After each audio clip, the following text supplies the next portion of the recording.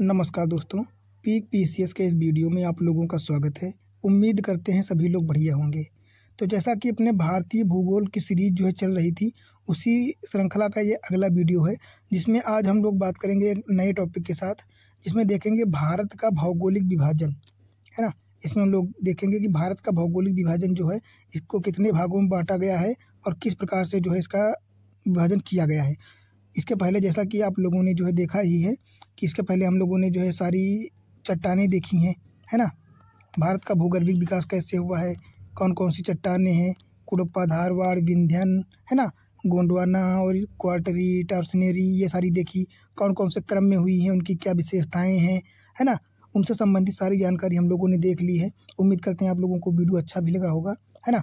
तो अपना ये वीडियो स्टार्ट करने से पहले आपसे रिक्वेस्ट है कि प्लीज़ चैनल को जो है सब्सक्राइब कर दीजिए और वीडियो को सबसे पहले लाइक कर लीजिए, है ना, तथा लोगों के साथ, दोस्तों के साथ शेयर कर दीजिए, ताकि ज़्यादा से ज़्यादा लोगों को जो है जानकारी हो सके इसकी। बाकी स्टार्ट करते हैं अपना जो है वीडियो। तो इसमें हम लोग देखेंगे भारत का भौगोलिक विभाजन, कि भारत का जो विभाजन किया गया है, कैसे किया गया है, किस आधार पर किया गया है। तो सबसे पहले हम भारत का जो है चित्र देखेंगे पूरा, है ना। तो अगर बात करें इसकी, तो इसको कैसे बांटा गया है। एक तो देखो हो जाएगा ये हिमालयी क्षेत्र हो जाएगा, ये इतना, है ना। ये जो अपना भारतीय भाग हो जाएगा, इसको हम लोग जो है पर्वतीय भाग या हिमालयी प्रदेश कहते हैं, है ना। जैसा कि ये यहाँ पे लिखा है पर्वतीय प्रदेश या हिमालय। तो एक तो हिमालय के रूप में इसको जो है प्रदर्शित कर दिया गया है, बांट दिया गया है, ठीक है। दूसरा कौन सा हो जाएगा, दूसरा जो ये नदियों, हिमालयी नदियों के द्वारा बना मैदान है, इसमें उत्तर प्रदेश, उत्तराखंड, बिहार, पश्चिम बंगाल, झारखंड, थोड़ा सा छत्तीसगढ़, थोड़ा सा एमपी, और ये इतना क्षेत्र आता है। तो इसको चूँकि ये थोड़ा सा मैदान के टाइप में मैदान है, समतल है ना, और यहाँ पे सभी प्रकार की फसलें अच्छे से की जाती हैं, तो इसका नाम उत्तर का मैदान रख दिया गया है, चूँकि ये उत्तरी गोलार्ध में पड़ता है ना, तो इसका नाम रख दिया गया उत्तर का मैदान। और अगर बात करें कौन से काल में बना है, तो उत्तर का मैदान क्वाटरनरी चट्टानों से बना हुआ है, क्वाटरनरी समय बना है। और जो हिमालय की उत्पत्ति हुई है, ये टर्सेरी काल में हुई है, टर्सियरी काल में, है ना। और इसी प्रकार से अपना तीसरा विभाजन हो जाएगा प्रायद्वीपीय विभाजन, ये हो जाएगा अपना प्रायद्वीपीय भारत, है ना। तो ये जो है इसमें मध्य प्रदेश, आंध्र प्रदेश, तमिलनाडु, कर्नाटक, केरल, महाराष्ट्र, ये सारे क्षेत्र आ जाते हैं, उड़ीसा, है ना, छत्तीसगढ़, झारखंड। तो ये जो है चट्टानी भाग है पूरा, ये चट्टानों से बना हुआ है, और ये जो है आग्नेय चट्टानों से बना हुआ है। तो इसको प्रायद्वीप के रूप में जो है, तो इसलिए इसको कहा गया प्रायद्वीपीय पठार। यहाँ पे दक्कन ट्रैप भी पाया जाता है, दक्कन का पठार जिसको हम लोग कहते हैं, है ना। तो ये इतना भाग का हो जाएगा। तो इसका विभाजन जो किया गया है, तो इसका जो है प्रायद्वीपीय पठार के रूप में जो है प्रदर्शित किया गया है। अगला बात करें, चौथा हो जाएगा तटीय मैदान। तो तटीय मैदान क्या होता है, मान लो ये जो है तटीय मैदान हो जाएगा, जो कि बिल्कुल किनारे पर पाया जाता है ना। तो ये दोनों तरफ होता है, पश्चिम और पूर्वी दोनों तरफ, तो इसको तटीय मैदान कह दिया जाता है।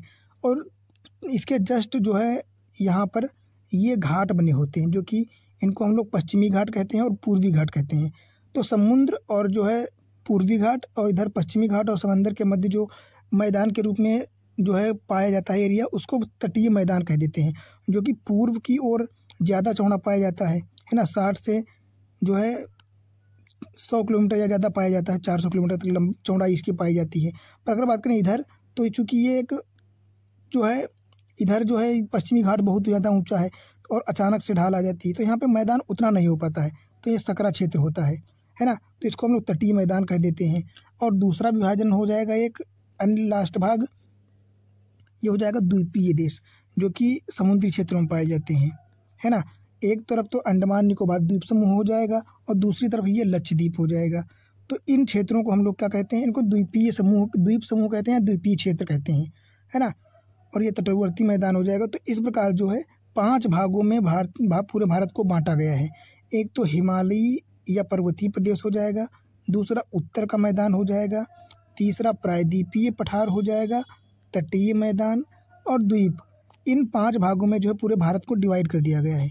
अब हम लोग इनकी विशेषताएं एक एक करके पढ़ेंगे। सबसे पहले पढ़ेंगे हिमालयी, फिर उत्तर का मैदान, फिर प्रायद्वीपीय पठार, फिर तटीय मैदान, द्वीप। ये सारी चीज़ें हम लोग देखेंगे अगले टॉपिकों में एक एक करके, है ना। अब हम अगर बात करें इसके नीचे की, तो यहाँ पे देख सकते हैं थोड़ा सा डिटेल में दिया गया है कि उत्तर का जो पर्वतीय प्रदेश है, इसमें 2 चीज़ें आती हैं। एक तो पर्वतीय भाग आता है, जो कि पूरे एरिया को मिला के पूरे भारत के 10.6% भाग पर पर्वतीय प्रदेश पाए जाते हैं और पहाड़ियाँ जो हैं ये 18.5% पे पाई जाती हैं। तो सबसे बड़ा जो है क्षेत्र किसका हो जाएगा? सबसे बड़ा तो इसका नहीं होगा। और यहाँ पे हिमालय पूरा का पूरा जो है समाहित है इसी प्रदेश में।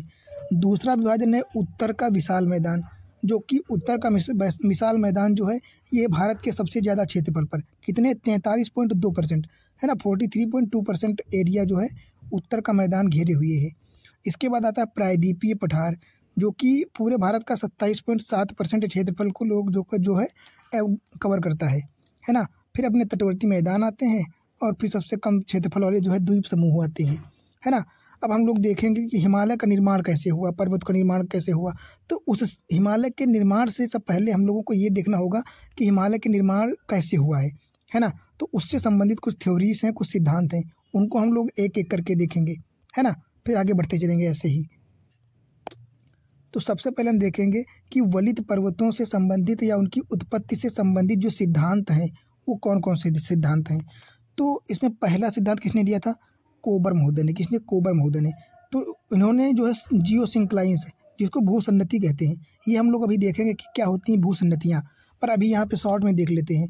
तो कोबर का भूसन्नति सिद्धांत हो जाता है, ठीक है। होम्स का संवहन तरंग सिद्धांत, जेफ्रीज का तापीय संकुचन सिद्धांत हो जाता है, और जोली ने जो है रेडियो एक्टिविटी का सिद्धांत दिया था, है ना। पर्वतों के निर्माण से संबंधित ये सारे जो हैं सिद्धांत हैं।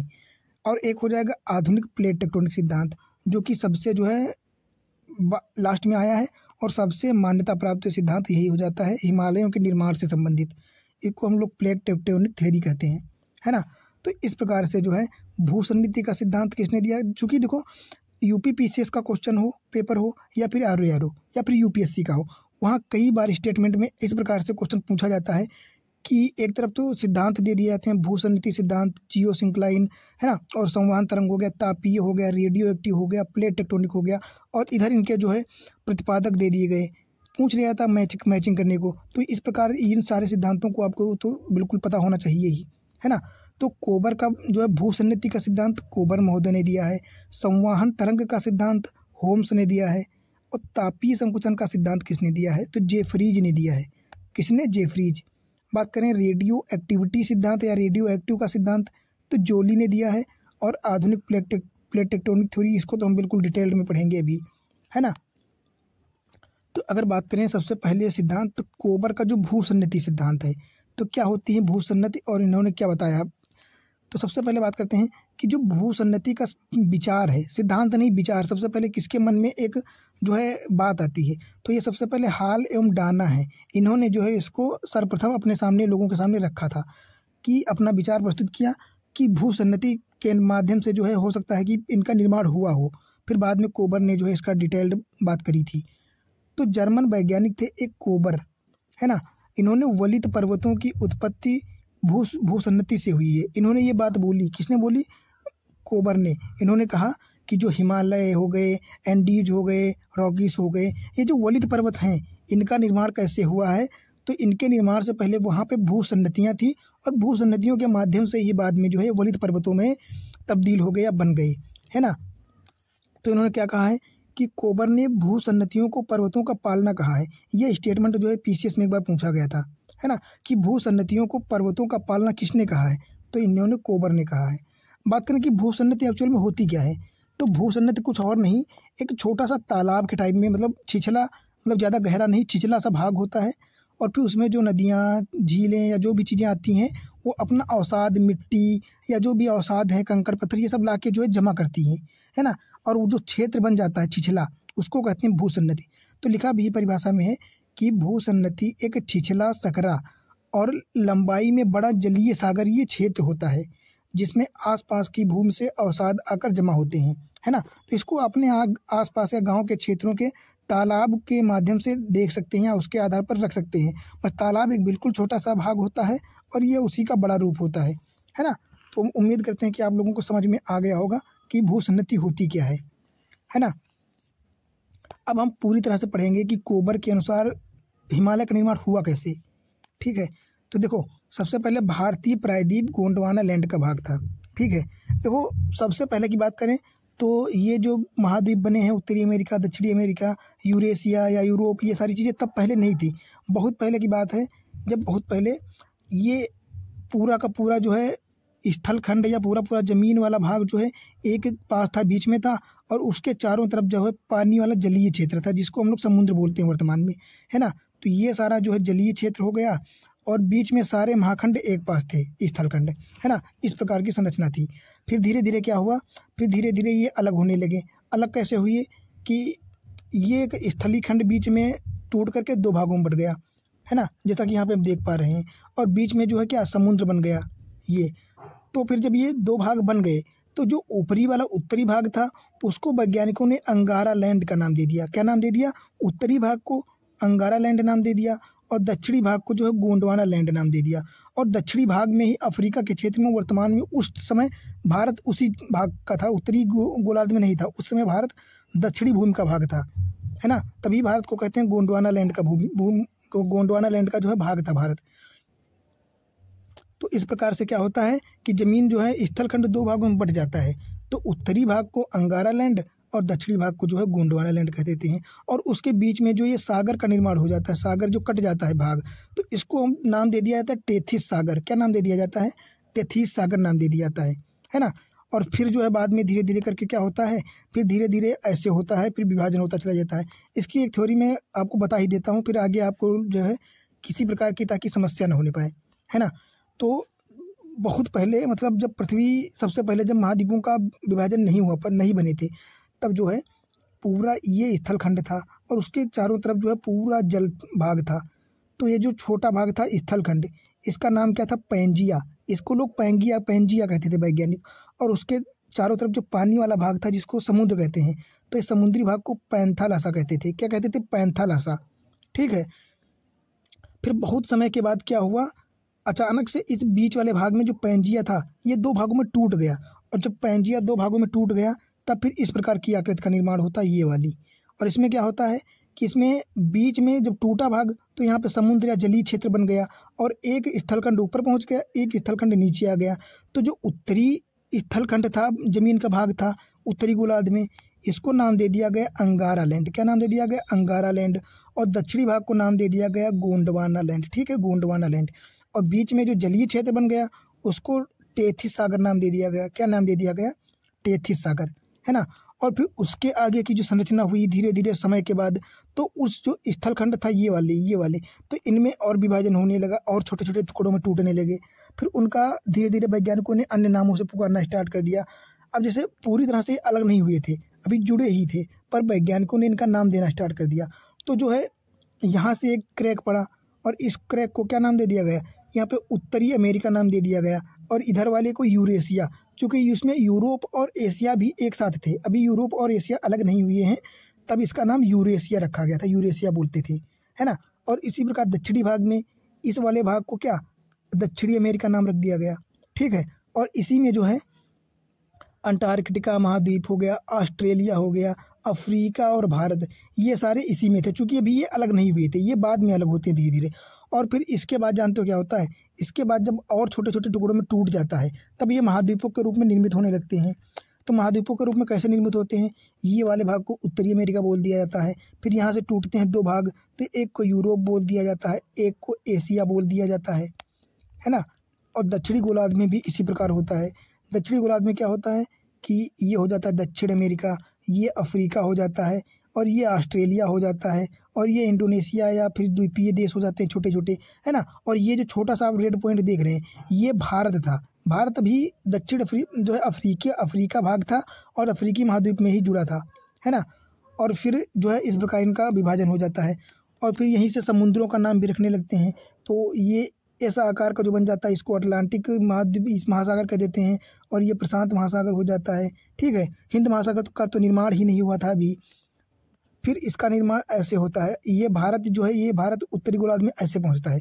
तो भारत जो है यहाँ से एक जो है टूटता है भारत का भाग, और धीरे धीरे हजारों लाखों सालों में या बहुत सारे करोड़ों सालों में जो है यहाँ से टूट करके ये उत्तरी गोलार्ध में आकर के जो है एशिया वाले भाग में जुड़ जाता है। और जब एशिया भाग में जुड़ जाता है, फिर हिमालय का निर्माण होता है, और फिर भारत का निर्माण हो जाता है। तो इस प्रकार ये भारत की जो है प्रकृति आज जहाँ पे है भारत, ये रियल में या मूल रूप से यहाँ पे नहीं था। जैसा कि आप लोगों को पता चल गया है बहुत अच्छे से इन सारे फिगरों से, है ना, चित्रों से, कि जो है पहले ये काहे का अफ्रीका का भाग था, दक्षिणी गोलार्ध या पैंथालासा का भाग था, नहीं पैंजिया का भाग था, और फिर गोंडवाना का वह भाग बना, फिर जाके वर्तमान में जो है भारत का निर्माण हुआ, है ना। अब हम लोग अगर इसको पढ़ेंगे ऊपर वाली थ्योरी तो आप लोगों को अच्छे से समझ में आएगी। तो जैसा कि कोबर महोदय ने क्या कहा है, इन्होंने कहा है कि भारतीय प्रायद्वीप गोंडवाना लैंड का भाग था। जैसा कि आपने देखा ही, ये भारतीय प्रायद्वीप है और ये गोंडवाना लैंड का भाग है, ठीक है। तो इन्होंने कहा कि पैंजिया का विभाजन हुआ 2 भागों में, जैसा कि हम लोगों ने अभी फिगर में देख भी लिया है। तो 2 भाग कौन कौन से बने, उत्तरी भाग को अंगारा लैंड बोल दिया गया और दक्षिणी भाग को जो है गोंडवाना लैंड बोल दिया गया, और बीच वाले भाग को टेथिस सागर बोला गया। तो गोंडवाना लैंड और अंगारा लैंड, इन दोनों के मध्य जो सकरा भाग था उसका नाम रख दिया गया टेथिस सागर, है ना। फिर क्या हुआ कि दोनों तरफ के भूखंडों से नदियों अवसादों, नदियां जो है ये अवसादों को लाकर टेथिस भूसन्नति में जमा करने लगी। टेथिस भूसन्नति का मतलब टेथिस सागर जो ये क्षेत्र है, मान लो ये भूखंड बनेंगे तो इसमें से छोटी छोटी नदियां भी आएंगी दोनों तरफ से, और अपने द्वारा मिट्टी, गीले और सब प्रकार का मसाला लेके आएंगी, है ना। अवसाद ला के इसमें जमा करेंगी, तो अवसाद ला के जमा करेंगी तो धीरे धीरे छिछला होता चले जाएगा, क्योंकि इसकी गहराई कम होती चली जाएगी, है ना। तो जब अवसाद लाकर जमा करेंगी तो अवसादों के भार से भूसन्नति अवतरित या झुकने लगती है। भूसन्नति मतलब गहरा पना जाता है। मान लो ये कोई सागर है, ठीक है, ये वाला सागर है, और इधर से नदियाँ आ रही हैं, इधर से नदियाँ आ रही हैं, और जब ये इसमें बहुत ज़्यादा भार आ जाएगा तो अचानक से नीचे को झुक जाएगा, है ना। तो इसकी गहराई ऐसे हो जाएगी, ऐसे इसकी गहराई हो जाएगी, है ना। फिर आगे देखते हैं, फिर क्या है कि भूसन्नति सक्रिय होने लगी जिसमें संकुचन हुआ, है ना। संकुचन का मतलब और ज़्यादा गहरी हो जाएगी, थी ये इस प्रकार से होने लगी, संकुचन गहरी होती चली जाएगी। फिर संकुचन के बल के कारण दोनों तरफ से भूखंड एक दूसरी तरफ खिसकने लगे, और जब ऐसा होगा तो एक तो इधर का भूखंड और इधर का भूखंड, ये जब गहरी होती चली जाएगी तो ये इधर को खिसकेंगे दोनों, है ना। और जब ये दोनों खिसकेंगे तो अचानक से दोनों में क्या होगा, अचानक से ये दोनों और खिसकेंगे और खिसकेंगे, फिर ये अचानक से पास में आ जाएंगे, और जब पास में आ जाएंगे तो चूंकि इनके बीच में बहुत सारा मलबा होता है, तो ये जो मलबा होता है ये अचानक से ऐसे फोल्ड हो जाएगा, क्योंकि मलबा कहीं जाएगा तो है नहीं बाहर, दोनों तरफ से इधर से दबाव आएगा, इधर से दबाव आएगा, तो जब दबाव बहुत ज़्यादा पड़ेगा तो पानी वाला सिस्टम थोड़ा सा गहरा हो जाएगा, और फिर इस प्रकार से जो है फोल्ड पड़ जाएंगे, है ना। और जब ये फोल्ड पड़ जाएंगे तो इन्हीं को जो है कोबर महोदय ने जो वलित पर्वत का निर्माण बोल दिया है ना। तो चूंकि जो ये फोल्ड बनेंगे तो इनकी ऊंचाई समान तो होगी नहीं, छोटी बड़ी हो जाएगी, है ना।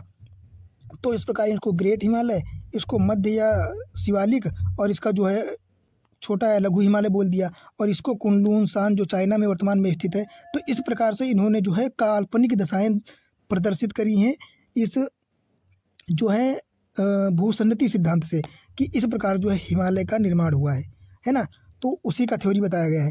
तो संकुचन बल के कारण दोनों तरफ से भूखंड जो है एक दूसरी तरफ खिसकेंगे, और जिससे दोनों किनारों पर वलित पर्वत बने और बीच में पठार बन जाएगा, है ना।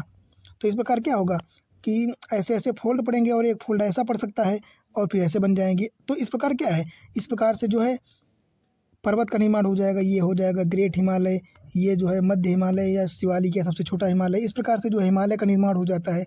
तो इनके अनुसार इनका कहना क्या है कि हिमालय का निर्माण भूसन्नतियों से इसी प्रकार से हुआ है, जो अभी आप लोगों ने डिटेल में ये सारी चीज़ें एक एक पॉइंट पढ़ा है ना। इनका कहना ये था। पर हिमालय की उत्पत्ति कोबर भूसन्नति का सिद्धांत अब देखेंगे हम लोग एकदम डिटेल्ड में कि कैसे निर्माण हुआ हिमालय का, है ना। ये तो उनका सिद्धांत था कि वलित पर्वतों का निर्माण कैसे होता है। अब हम लोग देखेंगे कि भारत का जो हिमालय पर्वत है इसका निर्माण कैसे हुआ है। तो इसमें हम लोग सबसे पहले देखेंगे, चूँकि देखो ये इन्होंने बताया है कि मान लेते हैं ये गोंडवाना लैंड हो जाएगा जो कि भारतीय प्लेट है, और इधर अंगारा लैंड हो जाएगा जो कि चाइना वाला क्षेत्र माना है इन्होंने, है ना। और बीच में जो भूसन्नति थी, ठीक है, भूसन्नति, इसको टेथिस सागर या टेथिस भूसन्नति माना इन्होंने। और इन्होंने क्या सिद्धांत दिया है कि दोनों तरफ के जो ये प्लेट एक हो जाएगी और ये एक ए प्लेट हो जाएगी, है ना। तो क्या होगा कि इधर जो प्लेटों से जो नदियाँ हैं वहाँ का पानी धीरे धीरे आएगा, और पानी आएगा तो पानी के साथ अवसाद भी आएंगे। तो जब अवसाद जमा होंगे तो ये मान लो पहले इतनी गहरी थी, फिर और जब दबाव पड़ेगा तो थोड़ी सी गहराई और बढ़ जाएगी और बढ़ जाएगी, और जब ऐसे ऐसे बढ़ता चले जाएगा तो मान लो आप इसका प्रयोग तौलिया के हिसाब से कर सकते हो। तौलिया लेंगे आप और मतलब दो ठोस चीज़ों के बीच में रखेंगे, फिर दबाव डालेंगे तो देखेंगे दोनों तरफ से जो है ये इधर से और इधर का टावल का भाग जो है खिसक के आ जाएगा। उसी प्रकार जो है इन्होंने कल्पना करी है कि धीरे धीरे ये भूखंड जो है इस तरफ को खिसकते चले जाएंगे, है ना। और जो भूसंरचना में मलबा था वो इसको नीचे को दबाता चले जाएगा, तो इसकी गहराई ऐसी हो जाएगी एक समय के बाद, जो कि अगले फिगर में दिखाई भी गई है ना। तो अवसाद के भार से भूसंरचना का अवतलन हो जाएगा। अवतरण मतलब नीचे को दबना, खिसकना, है ना। तो उसी प्रकार अगले फिगर में क्या बताया गया है कि अचानक से जो है एक दबाव पड़ेगा और ये दोनों देश या दोनों भूखंड या दोनों प्लेटें इतनी जो है खिसक के पहुंच जाएंगी, इतना बल लगेगा कि ये इस प्रकार से बन जाएगा और ऊपर जो है ये फोल्ड पड़ जाएंगे, मतलब सिकुड़ने पड़ जाएंगी। और कुछ नहीं है, ये जो हिमालय है ये एक सिकुड़न का जो है कॉन्सेप्ट है। तो जब सिकुड़ने पड़ जाएंगी तो फिर इस प्रकार जो है हिमालय का निर्माण पड़ जाएगा। ठीक है, इसमें क्या होगा कि ये जो 3 भाग उन्होंने बताए हैं, तो बताया कि इधर ऐसे हिमालय का निर्माण हो गया और बीच में जो समतल मैदान हो गया इसको इन्होंने वलित पर्वत या वलन बताया है ना, रेंड केटन वलन बताया है इन्होंने। और जो ये वाला क्षेत्र है इसको इन्होंने कुनलुन शान पर्वत बताया, जो कि वर्तमान में चाइना में जो है स्थित है ना। और क्या होगा, जो ये मध्य का समतल मैदान हो जाएगा इसको उन्होंने मध्य पिंड बताया है या फिर तिब्बत का पठार माना है ना, कि तिब्बत का पठार जो है मैदान समतल है ना। और इसको अंतर पर्वतीय पठार कहते हैं, क्योंकि अंतर पर्वतीय का मतलब होता है कि इधर भी पर्वत हैं, इधर भी पर्वत हैं और बीच में पठार है, तो दोनों तरफ से जो पठार दोनों तरफ से पर्वतों से घिरा हुआ होता है उसको जो है अंतर पर्वतीय पठार कहते हैं, है ना। तो इस प्रकार जो है अपने भारतीय हिमालय का निर्माण हुआ है। और ये कॉन्सेप्ट किसने दिया है, कोबर महोदय ने। तो कोबर महोदय ने हिमालय निर्माण की ये बातें बताई हैं, पर फिर कोबर का जो है ये सिद्धांत सही क्यों नहीं माना गया, तो सही इसलिए नहीं माना गया क्योंकि देखते हैं आगे। तो कोबर का आलोचनात्मक मूल्यांकन इसलिए किया गया है कि इनका सिद्धांत इन बातों की वजह से गलत मान लिया गया है। देख लेते हैं कौन कौन सी। एक तो कोबर का भूसंरचना में वलित पर्वत हिमालय का निर्माण का जो विचार है ये सही है और आज भी प्रासंगिक है, मतलब लोग इसको आज भी मानते हैं और ये सही भी है। पर इनका गलत एक बात पे हो जाता है केवल, तो अवसाद के वलन से हिमालय तिब्बत का निर्माण हुआ है, ये भी सत्य माना है लोगों ने, यह सत्य है, ठीक है। लेकिन भूसंरचना के अवतलन या संकुचन से इतना बल नहीं उत्पन्न हो सकता है जिससे हिमालय जैसे ऊंचे पर्वत का निर्माण हो सके, है ना। तो यहाँ पे जो है वैज्ञानिकों ने एक चीज़ को नकार दिया है, या जो विज्ञान ने नकार दिया है कि अवसाद या अवसाद इतने तो नहीं हो जाएंगे कि हिमालय जितना पर्वत बनने के लिए अवसाद एकत्रित हो जाएं, है ना। तो ये चीज़ जो है इनको थोड़ी सी गलत लगी, इसकी वजह से इसकी मान्यता को स्वीकार नहीं किया गया है ना। और आगे क्या है कि फिर क्या है, इस बल की व्याख्या, मतलब फिर हिमालय का निर्माण कैसे हुआ, तो इस बल की व्याख्या बाद में प्लेट टेक्टोनिक सिद्धांत ने कर दी, है ना। फिर कोबर के भूसंरचना संबंधी अधिकांश बातें आज भी मान्य है ना। इनके कहने का मतलब ये है कि जो बात इन्होंने प्रूफ नहीं कर पाई कोबर महोदय ने, वो आगे चलकर प्लेट टेक्टोनिक सिद्धांत ने बता दी, जो कि हम लोग आगे पढ़ेंगे प्लेट टेक्टोनिक थ्योरी, है ना। तो इसने बता दी, इसलिए जो है इसको मान्यता पूर्ण रूप से मिल गई। लेकिन ऐसा नहीं है कि कोबर का सिद्धांत बिल्कुल गलत है या इसको मान्यता नहीं मिली है, इसको आज भी मान्यता मिलती है। लेकिन चूंकि इसने पूर्ण रूप से जो है व्याख्यात्मक तरीके से बताया है कि कैसे क्या हुआ है, तो इसको ज़्यादा मान्यता मिलती है, या वर्तमान में प्लेट टेक्टोनिक थ्योरी का ही नाम सभी जगह पर मिलता है ना। तो उम्मीद करते हैं कि आप सभी लोगों को समझ में आया होगा कि कोबर महोदय के अनुसार वलित पर्वतों का निर्माण कैसे होता है और फिर भारत के हिमालय का निर्माण जो है ये कैसे हुआ है कोबर के महोदय के अनुसार।